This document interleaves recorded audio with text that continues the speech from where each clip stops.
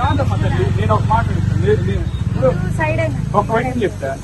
తెలుగుదేశం వాళ్ళ ఫ్లెక్సీలు ఉంటాయి, జనసేన వాళ్ళ ఫ్లెక్సీలు ఉంటాయి, జగన్మోహన్ రెడ్డి గారి ఫ్లెక్సీలు పెట్టుకోవడం తప్పేమైనా ఉందా? ఆయన పుట్టినరోజేగా, వేరే రకంగా ఏం పెట్టలేదు.